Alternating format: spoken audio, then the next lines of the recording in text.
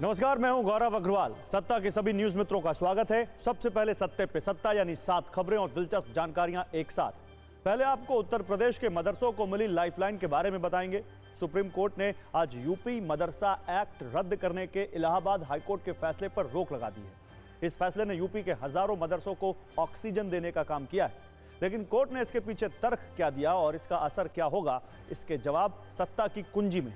फिर पीएम मोदी के चुनावी रंग वाला वीडियो एल्बम। आज प्रधानमंत्री मोदी ने राजस्थान के चुरू में एकदम अलग अंदाज में भाषण दिया। पीएम ने यह भी कहा कि अभी तो ये स्टार्टर है, पूरी थाली बाकी है। राम मंदिर से 3 तलाक और सर्जिकल स्ट्राइक तक पीएम के चुनावी रंग बिल्कुल मिस मत करिएगा।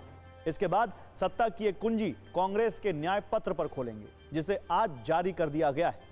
आज हम आपको बताएंगे कांग्रेस ने जो 5 न्याय और 25 गारंटी का वादा जनता से किया है, उनका असर क्या होगा और क्यों बीजेपी ने उसके न्याय पत्र को झूठ का पुलिंदा बताया है। फिर सत्ता में कांग्रेस वाले उस सस्पेंस की बात करेंगे जो आधा क्लियर हो गया है। सूत्रों के अनुसार प्रियंका गांधी वाड्रा रायबरेली से चुनाव लड़ सकती है। 3 समितियों ने इस संबंध में प्रस्ताव दिया था, जो लगभग फाइनल हो चुका है। लेकिन अमेठी को लेकर रॉबर्ट वाड्रा इतने सीरियस क्यों हैं, यह जरूर देखिएगा। लेकिन पहले देश की कुछ बड़ी खबरें। शराब घोटाले को लेकर आज आम आदमी पार्टी के सांसद संजय सिंह ने बीजेपी पर बड़ा आरोप लगाया है। संजय सिंह ने कहा है कि शराब घोटाले में बीजेपी का शीर्ष नेतृत्व शामिल है। संजय सिंह के अनुसार आपके खिलाफ गवाही देने वाला मगुंटा परिवार भी बीजेपी का करीबी है। एक बड़ी राजनीतिक खबर बिहार से है, जहां महागठबंधन में मुकेश सहनी के नेतृत्व वाली पार्टी वीआईपी अब महागठबंधन में शामिल हो गई है। विकासशील इंसान पार्टी को बिहार में 3 सीट दी गई, जिनमें गोपालगंज, झंझारपुर और मोतिहारी शामिल है। और आपके लिए एक राहत भरी खबर है, आपकी ईएमआई नहीं बढ़ेगी, क्योंकि रिजर्व बैंक ऑफ इंडिया ने रेपो रेट की दर लगातार 7वीं बार नहीं बढ़ाई। आरबीआई ने ब्याज दरों को 6.5% पर बरकरार रखा है। तो आइए सत्ता की शुरुआत उत्तर प्रदेश के उन मदरसों की खबर के साथ, जिन पर योगी सरकार का सरकारी ताला लटकने की नौबत आ गई थी, जो इलाहाबाद हाईकोर्ट के एक फैसले के बाद बंद होने वाले थे, जिन्हें लेकर उत्तर प्रदेश में एक नया धर्म युद्ध शुरू हो गया था। लेकिन आज अचानक से यूपी के इन मदरसों को सुप्रीम कोर्ट से ऑक्सीजन मिल गई। कोर्ट ने उत्तर प्रदेश के 25,000 मदरसों के करीब 17 लाख छात्रों को बड़ी राहत देने का काम किया। इसीलिए आज मदरसों को मिली इस लाइफलाइन वाली खबर का हम सत्ता में सबसे पहले विश्लेषण करेंगे। पहले हम आपको मूल खबर के बारे में बताते हैं। सुप्रीम कोर्ट ने आज यूपी के मदरसों को लेकर बड़ा फैसला सुनाया है। उसकी 5 बड़ी बातें क्या है? पहली बड़ी बात, यूपी मदरसा एक्ट 2004 रद्द करने के आदेश पर आज सुप्रीम कोर्ट ने रोक लगा दी है। दूसरी बड़ी बात, सुप्रीम कोर्ट ने इलाहाबाद हाईकोर्ट के मदरसे वाले फैसले को रोक दिया है। अपने फैसले के पीछे सर्वोच्च अदालत ने मदरसे में पढ़ रहे करीब 17 लाख छात्रों के भविष्य का हवाला दिया है। इसके अलावा कोर्ट ने मदरसा बोर्ड, यूपी सरकार और केंद्र सरकार को नोटिस भी जारी किया है और इस केस से जुड़े सभी पक्षकारों से 30 जून तक जवाब मांगा गया है। अब हम आपको यह बताते हैं कि आखिर सुप्रीम कोर्ट ने कहा क्या है। सुप्रीम कोर्ट के अनुसार इलाहाबाद हाईकोर्ट का निर्देश प्रथम दृष्टया उचित नहीं था। हाईकोर्ट ने पहली नजर में अधिनियम के प्रावधानों को समझने में गलती की। इलाहाबाद हाईकोर्ट का यह कहना सही नहीं है कि मदरसा एक्ट धर्मनिरपेक्षता का उल्लंघन है। सुप्रीम कोर्ट ने कहा कि यूपी मदरसा एक्ट किसी धार्मिक निर्देश का प्रावधान नहीं करता है, इसीलिए इलाहाबाद हाईकोर्ट का निर्देश लगभग 17 लाख छात्रों की शिक्षा को प्रभावित करेगा और मदरसे के छात्रों को दूसरे स्कूल में ट्रांसफर करने का निर्देश देना भी ठीक नहीं है। अब यह समझिए कि इलाहाबाद हाईकोर्ट ने जब यूपी मदरसा एक्ट 2004 को रद्द किया था, तो इसके लिए पीछे क्या तर्क दिए थे। इलाहाबाद हाईकोर्ट की लखनऊ बेंच ने 22 मार्च 2024 को अपने आदेश में कहा था कि यूपी मदरसा एक्ट 2004 असंवैधानिक है। कोर्ट ने अधिनियम को धर्मनिरपेक्षता के सिद्धांत का उल्लंघन बताते हुए यूपी मदरसा बोर्ड एक्ट को खत्म कर दिया था और उत्तर प्रदेश सरकार को मदरसों के छात्रों की शिक्षा के लिए योजना बनाने के निर्देश जारी किए थे। इसके बाद यह भी खबर सामने आई थी कि इलाहाबाद हाईकोर्ट के फैसले के आधार पर यूपी में 16,000 मदरसों की मान्यता रद्द कर दी गई है और अब सिर्फ मानकों को पूरा करने वाले मदरसों को ही मान्यता मिलेगी। लेकिन आज सुप्रीम कोर्ट ने इलाहाबाद हाईकोर्ट के आदेश पर रोक लगा दी और कहा कि हाईकोर्ट ने मदरसा कानून के प्रावधानों को समझने में गलती की। लेकिन सवाल है कि आखिर सुप्रीम कोर्ट के इस फैसले का असर क्या होगा। इसका पहला असर यह होगा कि यूपी के जिन मदरसों को सरकार की ओर से जो अनुदान राशि मिलती है, वो आगे भी जारी रहेगी। इसके अलावा मदरसों में 2004 के मदरसा एक्ट के तहत ही छात्रों को पढ़ाया जाएगा। हम आपको पहले आज की इस खबर पर सत्ता की एक न्यूज रील दिखाते हैं और फिर आगे यूपी के मदरसों पर सत्ता का नंबर गेम दिखाएंगे।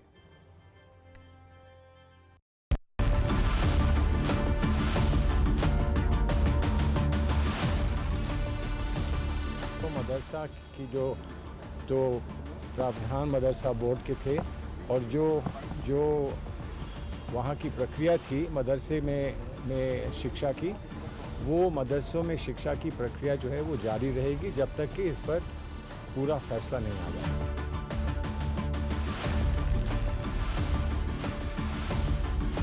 सुप्रीम कोर्ट ने हाई कोर्ट के इस फैसले को गलत कहा है कि वहाँ पर केवल एक सेकुलर एजुकेशन नहीं होती है, एक निश्चित तौर पर जो है धार्मिक इंस्ट्रक्शन दिया जाता है, जिसको सुप्रीम कोर्ट ने मानने से मना कर दिया। ऑनरेबल चीफ जस्टिस ने इस चीज़ का डिक्टेशन भी दिया है ऑर्डर में। जो बच्चों की एजुकेशन 6 साल से 14 साल के बीच में दी जाती है, वो सारे एजुकेशन मदरसा में दिए जा रहे हैं। ये यूपी में इस मदरसा बोर्ड के तहत 17 लाख स्टूडेंट तकरीबन तालीम हासिल कर रहे हैं और हज़ारों की तादाद में टीचर्स और दूसरे स्टाफ हैं। उन सब के फ्यूचर पर एक बड़ा क्वेश्चन मार्क लग गया था, लेकिन सुप्रीम कोर्ट ने आज जो इस पर स्टे दे दिया है, इससे लोगों में बहुत ही खुशी और मसरत की लहर दौड़ गई है और हम लोगों को पूरी उम्मीद है। 70 से लेकर अब तक हमेशा हमारी सरकार ने मदरसा शिक्षा के लिए सकारात्मक कदम उठाए हैं, पारदर्शी कदम उठाए हैं। मदरसा शिक्षा को बेहतर बनाने के लिए हमेशा हमने काम किया, उसके मूलभूत सुविधाओं को बेहतर बनाने के लिए काम किया। जो भी मदरसा शिक्षा के लिए बेहतर होगा, हमारी सरकार वो कदम ज़रूर उठाएगी।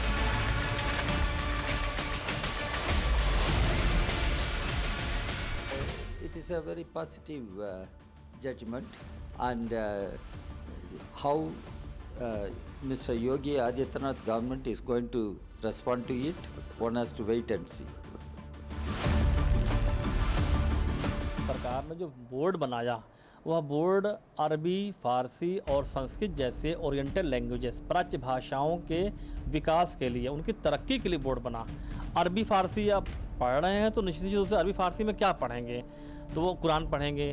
तो कुरान पढ़ना, कुरान कोई धार्मिक किताब के साथ साथ देश के लिए, दुनिया के लिए एक नज़ीर किताब है, वो सभी पढ़ सकते हैं। अब हम आपको यह भी बताते हैं कि आखिर ये यूपी मदरसा बोर्ड कानून क्या है। दरअसल वर्ष 2004 में तत्कालीन मुलायम सरकार में यह कानून बनाया गया था। इसी कानून के तहत यूपी मदरसा शिक्षा बोर्ड का गठन किया गया। इसका मकसद था मदरसों की शिक्षा व्यवस्था को बेहतर करना।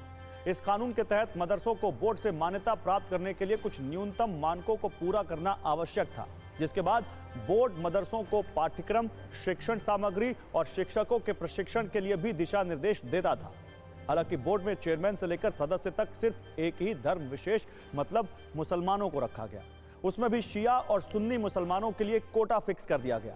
हाईकोर्ट ने इसे ही संविधान के खिलाफ माना था और आर्टिकल 14 की समानता के अधिकार के भी खिलाफ बताया था।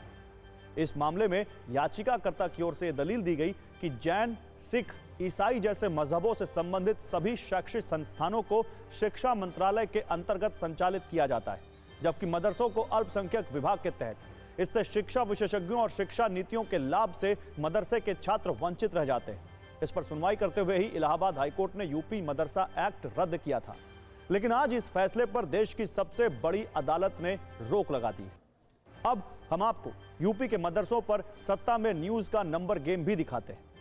पूरे उत्तर प्रदेश में इस वक्त लगभग 26,000 मदरसे चल रहे हैं।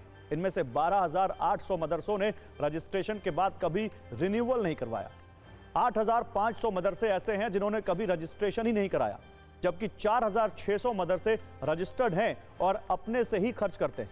इसके अलावा 598 मदरसे सरकारी मदद से चलते हैं, यानी जिन्हें पूरा फंड सरकार की तरफ से मुहैया कराया जाता रहा है। हालांकि इलाहाबाद हाईकोर्ट के फैसले के बाद इस पर रोक लग गई थी, लेकिन सर्वोच्च न्यायालय के आदेश के बाद यह आर्थिक मदद आगे भी जारी रहेगी। सत्ता में अब बात करते हैं लोकसभा चुनाव की, जहां उम्मीदवारों को लेकर कहीं क्लेश है, कहीं कंफ्यूजन है, कहीं बगावत है, तो कहीं एक के बाद एक उम्मीदवार बदल रहे हैं और यह कहानी कमोबेश सभी राजनीतिक दलों की है। सत्ता में आज हम उत्तर प्रदेश की हाई प्रोफाइल सीट की बात करेंगे, जिसका नाम है रायबरेली और अमेठी। यूपी में कांग्रेस 80 में से 17 सीटों पर चुनाव लड़ रही है। अभी अमेठी और रायबरेली सीट पर किसी भी उम्मीदवार के नाम की घोषणा नहीं की गई, लेकिन टीवी9 भारतवर्ष के पास जो बड़ी जानकारी है उसके मुताबिक प्रियंका गांधी रायबरेली से लोकसभा चुनाव लड़ सकती हैं और ये लगभग फाइनल हो चुका है, बस घोषणा बाकी है। आपको बता दें, उत्तर प्रदेश चुनाव समिति, स्क्रीनिंग कमेटी और रायबरेली अमेठी की जिला कमेटी इस संबंध में पहले ही अपना प्रस्ताव दे चुकी है। आप जानते ही हैं कि अमेठी से राहुल गांधी और रायबरेली से सोनिया गांधी चुनावी मैदान में उतरते रहे हैं। सोनिया गांधी पिछले दिनों खुद ही चुनावी राजनीति से अलग हो चुकी हैं और राजस्थान से राज्यसभा पहुंच चुकी हैं। वहीं राहुल गांधी भी 2019 के लोकसभा चुनाव में अमेठी से हारने के बाद केरल के वायनाड से सांसद हैं और इस बार भी वायनाड से वो नामांकन कर चुके हैं। ऐसे में सवाल यही था कि रायबरेली से प्रियंका गांधी कांग्रेस की उम्मीदवार होंगी या नहीं, और अमेठी का क्या होगा, वहां से कांग्रेस का उम्मीदवार कौन होगा। रायबरेली वाला जवाब तो मिल गया है, प्रियंका का नाम लगभग फाइनल है और इसकी वजह यह भी है कि तमाम सर्वेक्षणों में कांग्रेस को यूपी में कोई खास सफलता मिलती नहीं दिख रही है। अगर रायबरेली से प्रियंका गांधी चुनाव नहीं लड़ी तो कहीं यूपी में कांग्रेस की जड़ ही समाप्त ना हो जाए। दूसरी तरफ अमेठी का मामला अभी क्लियर होना बाकी है। बीजेपी की ओर से स्मृति ईरानी को अमेठी से एक बार फिर प्रत्याशी बनाया जा चुका है। वही तमाम चर्चाओं के बीच प्रियंका गांधी के पति रॉबर्ट वाड्रा अमेठी सीट को लेकर बहुत ही सीरियस हो गए। उन्हें लेकर चर्चाओं के बाजार में आश्चर्य के विस्फोट हुए। इसकी वजह है रॉबर्ट वाड्रा का वो बयान जिस पर प्रतिक्रियाओं की बाढ़ आई हुई है। वाड्रा ने कहा है कि अमेठी की जनता चाहती है कि वो स्मृति ईरानी के खिलाफ चुनाव लड़े। सिर्फ 76 सेकंड में देखिए कैसे रॉबर्ट वाड्रा के नाम पर अब व्यंग्य और तंज वाली राजनीति हो रही है।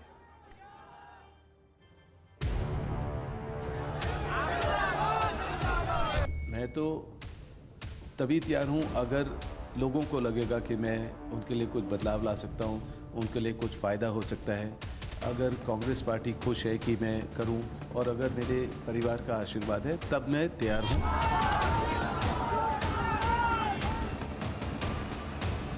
जमीनी पकड़ रखने वाले कांग्रेस पार्टी के तमाम नेता एक एक करके कांग्रेस पार्टी से अपना हाथ छुड़ा रहे हैं। ऐसे में अब एक बहुत जमीन पर व्यापक प्रभाव रखने वाले नेता रॉबर्ट वाड्रा ने अब इच्छा जताई है कि वो भी चुनाव लड़ना चाहते हैं, क्योंकि जमीनों से उनका विशेष जुड़ाव है। तो अभी जमीनी नेता के आने से कांग्रेस पार्टी की जमीन कितनी मजबूत होगी ये तो वक्त बताएगा। तो फैसला कांग्रेस पार्टी को करना है, CWC को करना है और हमारा केंद्रीय नेतृत्व जो भी फैसला करेगा वो हमें मंजूर होगा। रॉबर्ट वाड्रा जी भी गांधी नेहरू परिवार के माननीय सदस्य, उनके उम्मीदवारी के बाद ये जो सैकड़ा है परिवारवाद का पूरा हो जाएगा। मैं चाहता हूं कि वो वहां से चुनाव लड़े। अब आपको रायबरेली सीट का राजनीतिक इतिहास और यहां गांधी परिवार के सियासी दबदबे की पूरी कहानी बताते हैं। हिंदुस्तान के पहले लोकसभा चुनाव की बात करें तो यह साल 1951-52 में हुआ था। उस वक्त लोकसभा चुनाव में रायबरेली और प्रतापगढ़ जिलों को मिलाकर एक लोकसभा सीट थी। उस चुनाव में यहां से इंदिरा गांधी के पति फिरोज गांधी कांग्रेस के टिकट पर जीते थे। साल 1957 में रायबरेली सीट अस्तित्व में आई। यहां से एक बार फिर फिरोज गांधी सांसद बने। 1957 से 1960 तक फिरोज गांधी सांसद रहे। उसके बाद 1967 से 1977 तक 10 साल इंदिरा गांधी यहां से सांसद रही। आपको यहां पर यह भी बता दें कि 1977 वही साल था जब लोकसभा चुनाव में इंदिरा गांधी को हार का सामना करना पड़ा था। जनता पार्टी के राजनारायण ने इंदिरा गांधी को शिकस्त दी थी। इसके बाद रायबरेली लोकसभा सीट पर फिर से गांधी परिवार की ओर से साल 2004 में सोनिया गांधी चुनाव लड़ी और लगातार 20 साल तक वो सांसद रहीं। कुल मिलाकर देखें तो रायबरेली के राजनीतिक इतिहास में सिर्फ एक बार जनता पार्टी से और एक बार बीजेपी के सांसद रहे हैं। बाकी कांग्रेस के प्रत्याशियों को ही यहां से विजय का आशीर्वाद मिलता रहा है। ऐसा ही कुछ इतिहास अमेठी का भी है। साल 1980 में पहली बार गांधी परिवार से किसी ने चुनाव लड़ा। संजय गांधी अमेठी से लोकसभा पहुंचे। संजय गांधी की मौत के बाद भी यह सीट गांधी परिवार के खाते में ही रही। राजीव गांधी साल 1981 से 1991 तक 10 साल यहां से सांसद रहे। इसके बाद साल 2004 से 2019 तक लगातार 15 साल राहुल गांधी अमेठी से सांसद रहे। पिछले लोकसभा चुनाव में कांग्रेस को सबसे बड़ा झटका लगा था जब बीजेपी प्रत्याशी स्मृति ईरानी से राहुल गांधी हार गए थे। इस बार भी बीजेपी की ओर से स्मृति ईरानी अमेठी से चुनाव लड़ रही हैं। ऐसे में कांग्रेस के लिए इस परंपरागत सीट को फिर से अपने खाते में लाना किसी चुनौती से कम नहीं है। आपको बता दें, उत्तर प्रदेश की 80 लोकसभा सीटों के लिए 7 चरणों में मतदान होना है। यूपी की अमेठी और रायबरेली सीट पर 5वें चरण में 20 मई को मतदान होगा। 5वें चरण के लिए 26 अप्रैल को नोटिफिकेशन जारी किया जाएगा, जबकि 3 मई तक नॉमिनेशन दाखिल किया जा सकेगा। 4 मई को नामांकन पत्रों की जांच होगी। वहीं 6 मई को नामांकन पत्र वापस लेने की अंतिम तारीख है। सत्ता में अब बात करते हैं कांग्रेस के चुनावी घोषणा पत्र की, जिसमें 5 न्याय, 25 गारंटी समेत कई लोक लुभावन वादे हैं। हर वर्ग को साधने की कोशिश है। आज दिल्ली में कांग्रेस मुख्यालय में घोषणा पत्र जारी किया गया। इसे न्याय पत्र 2024 का नाम दिया गया। इस दौरान सोनिया गांधी, राहुल गांधी, पार्टी अध्यक्ष मल्लिकार्जुन खड़गे और मैनिफेस्टो कमेटी के अध्यक्ष पी चिदम्बरम मौजूद थे। 48 पन्ने के न्याय पत्र में कांग्रेस ने युवा, महिला, मजदूर और किसानों पर विशेष फोकस किया है। इन सभी वर्गों के लिए अलग अलग तरह की योजनाओं का वादा किया गया है। कांग्रेस की ओर से कहा गया है कि यह घोषणा पत्र WWW यानी वर्क, वेल्थ और वेलफेयर पर आधारित है। इसके मायने समझाते हुए बताया गया कि वर्क के मायने रोजगार से हैं, वेल्थ के मायने आमदनी से हैं और वेलफेयर के मायने सरकारी योजनाओं के फायदे दिलाने से। इस घोषणा पत्र में न्याय शब्द का जिक्र बार बार किया गया है। इसके अलग अलग हिस्सों को सरल भाषा में डिकोड करते हैं, अलग अलग वर्गों और मुद्दों की श्रेणियों में घोषणाओं को बांटते हैं। इससे आपके लिए पूरी बात समझना आसान हो जाएगा। हमने इसमें से मुख्य घोषणाएं निकाल ली हैं। फोकस नंबर 1 है युवा। 21 साल से कम उम्र के प्रतिभाशाली खिलाड़ियों को प्रति माह 10,000 रुपए छात्रवृत्ति देने का वादा है और छात्रों के 15 मार्च 2024 तक के एजुकेशन लोन माफ होंगे। देश में कम से कम 1 लाख करोड़ रुपए के एजुकेशन लोन है और देश में 20 से 29 साल के 19.7 करोड़ युवा मतदाता ही टारगेट हैं। फोकस नंबर 2 है बेरोजगारी। कांग्रेस का वादा है कि वो केंद्र सरकार के खाली 30 लाख पदों को भरेगी। बिना भेदभाव के EWS के लाभ सभी जातियों और समुदायों के लोगों को मिलेगा। SC, ST पिछड़ा वर्ग के लिए आरक्षित सभी रिक्त पद 1 साल के भीतर भरे जाएंगे। यानी टारगेट है बेरोजगार, SC, ST पिछड़ा वर्ग। फोकस नंबर 3 है पेपर लीक। पेपर लीक का निपटारा करने के लिए फास्ट ट्रैक कोर्ट का वादा किया गया है। युवाओं के करियर के लिए यह बहुत बड़ी समस्या है। इसमें भी टारगेट है युवा वोटर, यानी टारगेट है युवा 1.8 crore first time voter. Focus number 4 है जाति जनगणना। राष्ट्रव्यापी आर्थिक सामाजिक जाति जनगणना की घोषणा की गई।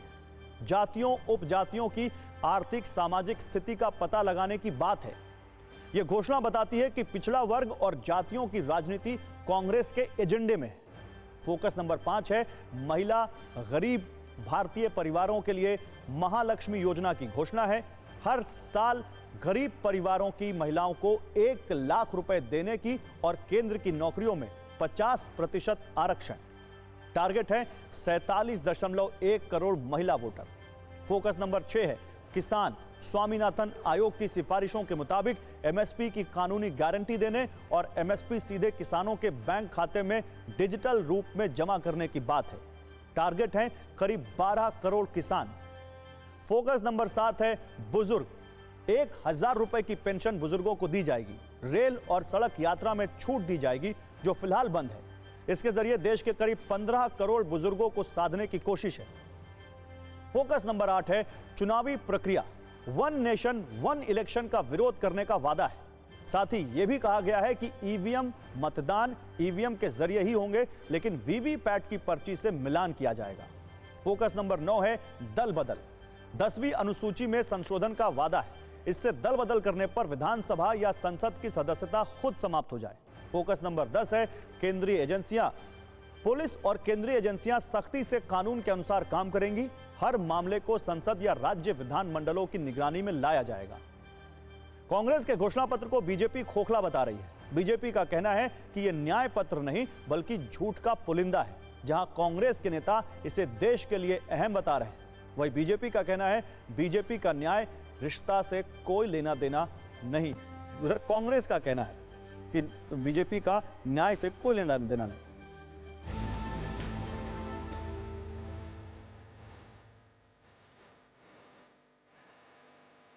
मैनिफेस्टो हिंदुस्तान की जनता ने बनाया है। हमने सिर्फ इसको लिखा है। जो किसानों ने हमें बताया, चाहे वो रोजगार की बात हो, चाहे वो कॉन्ट्रैक्ट लेबर की बात हो, हजारों लोगों से बात करके हमने ये हिंदुस्तान की आवाज है, ये लिखी। ये कितनी मजेदार बात है। इन्होंने अपने घोषणा पत्र का नाम रखा है न्याय पत्र। मतलब 55 साल तो अन्याय किए हैं, मान लिए, जिन्होंने भारत की युवाओं की क्षमता के साथ न्याय नहीं किया, जिन्होंने भारत की आर्थिक क्षमता के साथ न्याय नहीं किया, जिन्होंने भारत की औद्योगिक क्षमता के साथ न्याय नहीं किया, जिन्होंने भारत की सैन्य क्षमता के साथ न्याय नहीं किया।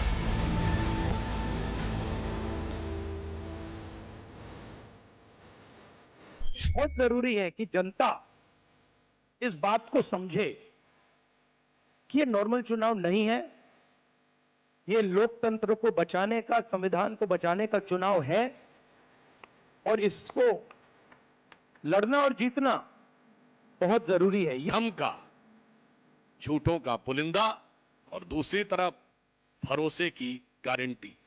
तो मोदी की गारंटी जो भरोसे की गारंटी है, वो भ्रम का पुलिंदा जो उनके बयान से लेके और फोटो तक दिखाई पड़ रहा है।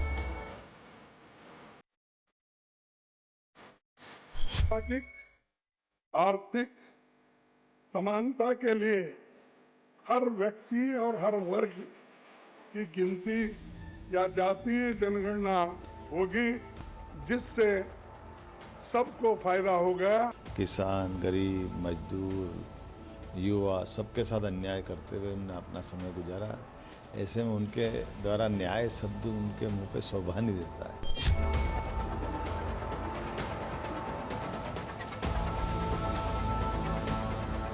बड़ा शानदार हमारा मैनिफेस्टो है और मुझे लगता है कि जनता आज उम्मीद करती है कांग्रेस को एक बेहतर विकल्प देने के लिए। हमारे मैनिफेस्टो में सब वो बातें कही हैं जो जनता चाहती है। किसान, नौजवान, महिला, मध्यम वर्ग, सबके लिए हम लोगों ने अपनी रोड मैप तैयार किया है। कांग्रेस का और न्याय का बहुत दूर का फासला है। वो भ्रमित करने की कोशिश हम नहीं कर सकते हैं, क्योंकि देश जान चुका है कि कांग्रेस अन्याय की प्रतीक है, अत्याचार की प्रतीक है और भ्रष्टाचार की प्रतीक। तो कांग्रेस के घोषणा पत्र पर आज पीएम मोदी ने भी तंज किया। राजस्थान के चुरू में जनसभा के दौरान पीएम ने कहा कि कांग्रेस घोषणा पत्र लाती है जबकि बीजेपी संकल्प लेती है और इसे पूरा भी करती है। भाजपा जो कहती है वो जरूर करती है। दूसरी पार्टियों की तरह भाजपा केवल घोषणा पत्र नहीं जारी करती, हम तो संकल्प पत्र लेकर के आते हैं। 2019 में हमने जो संकल्प पत्र जारी किया था उसके ज्यादातर संकल्प पूरे हो चुके हैं और 2 साल कोविड के संकट के बावजूद भी मोदी ने आपको जो वादा किया था वो वादा पूरा करने के लिए एड़ी चोटी का जोर लगा दिया है। और सत्ता में अब बात उस पश्चिमी मीडिया की जिसका फेवरेट सब्जेक्ट है एंटी इंडिया, शार्प शूटिंग। वो पश्चिमी मीडिया जहां अपनी कलम को बंदूक बनाकर भारत विरोधी शब्दों की गोलियां चलाने वाले स्वयंभू बौद्धिक शूटर्स लंबे चौड़े लेख लिखते हैं और गिद्ध दृष्टि के साथ मौके की तलाश में बैठे लोग उन आर्टिकल्स को पूरी श्रद्धा और लगन के साथ लाइक, शेयर और सब्सक्राइब करते हैं। यह अपने नाम में एक भारत विरोधी मॉडल है। इस मॉडल की चर्चा हम इसलिए कर रहे हैं क्योंकि ब्रिटेन के जाने माने अखबार द गार्डियन की एंटी इंडिया रिपोर्ट पर विवाद हो रहा है। गार्डियन में भारत को लेकर एक रिपोर्ट छापी गई है जिसका शीर्षक है इंडियन गवर्नमेंट ऑर्डर्ड किलिंग्स इन पाकिस्तान, इंटेलिजेंस ऑफिशियल्स क्लेम। इस रिपोर्ट में सीधे सीधे भारत पर पाकिस्तान में टारगेट किलिंग कराए जाने के आरोप लगाए गए और दावा किया गया है कि भारत अपनी खुफिया एजेंसियों के जरिए पाकिस्तान में छिपकर बैठे उन आतंकियों को मरवा रहा है जो भारत में प्रत्यक्ष या अप्रत्यक्ष तौर पर किसी आतंकी गतिविधि में शामिल रहे। इस आर्टिकल में गार्डियन ने भारतीय खुफिया एजेंसी रॉ को इजरायल की मोसाद और रूस की केजीबी से प्रेरित बताया है। न तथ्य है न कुछ सबूत है, फिर भी यह अखबार एकदम न्यायाधीश की तरह फैसला सुना रहा है। ऐसी हेडलाइन लगा रहा है जैसे इसने अपने स्तर पर ही खुफिया जांच कर ली है। इस लेख की भाषा ऐसी है जैसे पाकिस्तान के किसी सेवक या चाटुकार ने एसी कमरे में बैठे बैठे इसे लिख दिया। आमतौर पर ऐसी खबरें किसी का एजेंडा पूरा करने के लिए लिखी और फैलाई जाती हैं। इस खबर में भारत की छवि को दागदार करने और पाकिस्तान के पक्ष में हवा बनाने, उसे बेचारा बताने का एजेंडा साफ दिखाई देता है। इसकी टाइमिंग भी सवाल उठाती है क्योंकि भारत इस समय चुनावी मोड में है। वैसे खुद भारत सरकार पहले भी कई बार इस तरह के आरोपों का खंडन कर चुकी है और इस बार भी कड़े शब्दों में भारत ने ऐसा ही किया है। विदेश मंत्रालय की ओर से कई बार यह स्पष्ट किया जा चुका है कि टारगेट किलिंग करना भारत की विदेश नीति का हिस्सा नहीं है। भारत पर लगाए गए ये आरोप निराधार हैं और भारत के खिलाफ प्रोपेगेंडा है। वैसे ब्रिटिश अखबार ने पाकिस्तान के कुछ सूत्रों का हवाला देकर इस हेडलाइन को चटपटा और मसालेदार बनाने की भरपूर कोशिश की है, लेकिन पश्चिमी मीडिया और द गार्डियन में बैठे कथित संपादक और पत्रकार ये भूल गए कि भारत टारगेट किलिंग नहीं करता, बल्कि जरूरत पड़ने पर सर्जिकल स्ट्राइक करता है। आतंकियों को उनके अड्डे में ही घुस कर मारता है और डंके की चोट पर मारता है।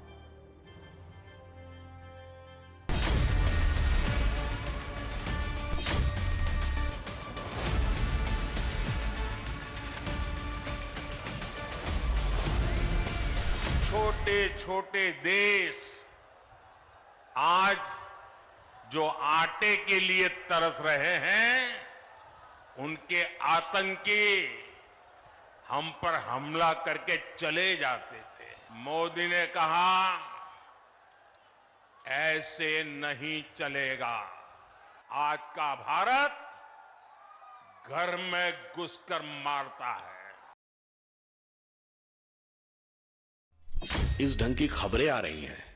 इससे पहले क्या खबर आती थी कि पाकिस्तान वाले आए और घुसकर भारत में इतने लोगों की हत्या करके चले गए, इतने धमाके करके चले गए। थोड़ा हेडलाइन बदली है, मगर इस हेडलाइन बदली की वास्तविकता के बारे में मुझे लगता है कि अखबारों में जो भी बातें छपती हैं वो कितने आधार पर होती हैं, इस पर उपयुक्त उत्तर विदेश मंत्रालय देगा। वैसे तो विदेश मंत्रालय ने टारगेट किलिंग वाले आरोप पूरी तरह खारिज किए हैं, लेकिन हम अपने न्यूज मित्रों को एक लिस्ट जरूर दिखा देते हैं। यह लिस्ट उन आतंकवादियों की है जो भारत में हुए आतंकी हमलों में शामिल थे, लेकिन फिलहाल ये सारे किसी ना किसी तरीके से जहन्नुम पहुंच चुके हैं। आइए जरा बिग वॉल पर दिखाता हूं मैं।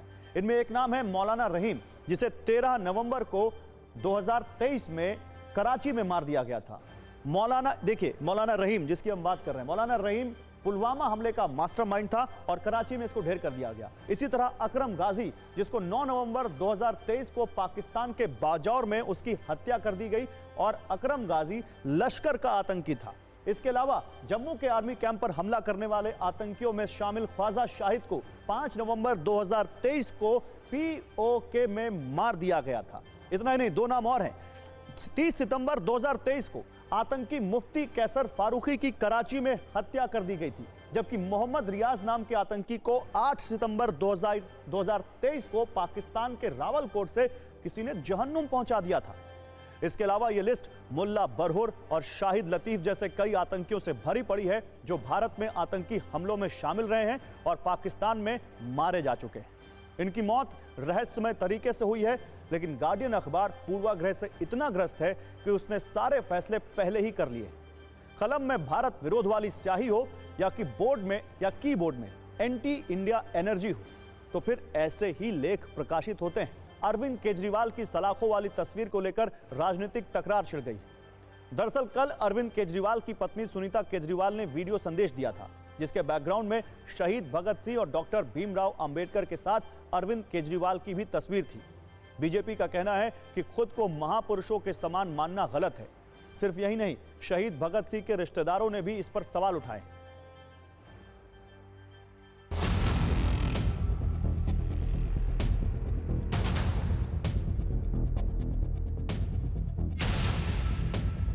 मैं यही कहना चाहूंगा कि आम आदमी पार्टी को इस तरह से नहीं करना चाहिए और किसी भी राजनेता को भगत सिंह जी या अंबेडकर जी के साथ अपनी तुलना नहीं करनी चाहिए। अपनी व्यक्तिगत राजनीति अपनी तरह करें, उसमें कोई हर्ज नहीं है, पर इन महान लोगों के साथ अपनी तुलना नहीं करनी चाहिए। हम इनके दिखाए हुए रास्तों पे चलने का प्रयास कर सकते हैं।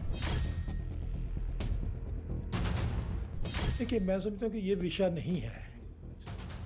अब वो किसकी फोटो किसके साथ लगाएं, लेकिन भगत सिंह और उनको तो वो नीचा नहीं कर सकते। उनके आदर्शों को अगर कोई कह रहा है कि मैं उन आदर्शों, कल लोग साफ पूछेंगे उसका भी कि आपने उन आदर्शों में आगे क्या किया। सरदार भगत सिंह शहीद भगत सिंह जी ਦੀ ਫੋਟੋ ਔਰ ਇੱਕ ਪਾਸੇ ਬਾਬਾ ਸਾਹਿਬ ਅੰਬੇਦਕਰ ਦੀ ਫੋਟੋ ਔਰ ਵਿਚਾਲੇ ਇਹਨਾਂ ਨੇ ਕੇਜਰੀਵਾਲ ਦੀ ਫੋਟੋ ਜਿਹੜਾ ਕਿ ਇੱਕ ਸ਼ਰਾਬ ਘੁਟਾਲੇ ਦੇ ਵਿੱਚ ਨਾਮਜ਼ਦ ਹੈ ਔਰ ਇਹ ਦੋ ਜਿਹੜੀਆਂ ਮਹਾਨ ਸ਼ਖਸੀਅਤਾਂ ਇਹਨਾਂ ਦੋਨਾਂ ਦੀ ਬਹੁਤ ਵੱਡੀ ਤੌਹੀਨ ਕੀਤੀ ਆ ਇਹ ਆਮ ਆਦਮੀ ਪਾਰਟੀ ਨੇ।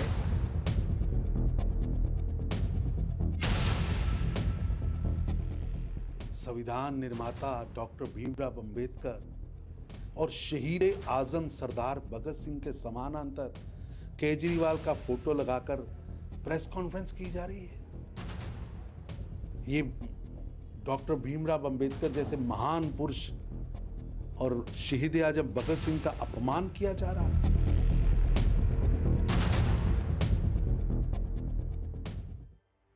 और अब सत्ता के टिकट वाले क्लेश की बात करते हैं। जन अधिकार पार्टी का कांग्रेस में विलय कर चुके पूर्व सांसद राजेश रंजन उर्फ पप्पू यादव फूट फूट कर रो रहे हैं। कांग्रेस से टिकट नहीं मिलने पर बिहार की पूर्णिया सीट से उन्होंने निर्दलीय नामांकन भरा। उसके बाद पप्पू यादव मंच पर भावुक हो गए और रोने लगे। मंच पर रोते हुए पप्पू यादव ने लालू यादव और तेजस्वी यादव पर कटाक्ष करते हुए कहा कि पूर्णिया का प्रतिनिधित्व करने की उनकी इच्छा के बावजूद आरजेडी ने निर्वाचन क्षेत्र में अपना उम्मीदवार खड़ा किया। हम इतना नहीं करनी है ऐसी गंदी राजनीति। मुझे 14 दिन से हमको टॉर्चर किया गया। टीवी चैनल 14 दिनों तक पूर्णिया पप्पू कांग्रेस ओह, तो देखिए सत्ता में आज का टाइम खत्म हो गया है। सभी न्यूज मित्रों से हमारी न्यूज रिक्वेस्ट है कि वो सत्ता की न्यूज रील्स को ज्यादा से ज्यादा शेयर करें। नमस्कार।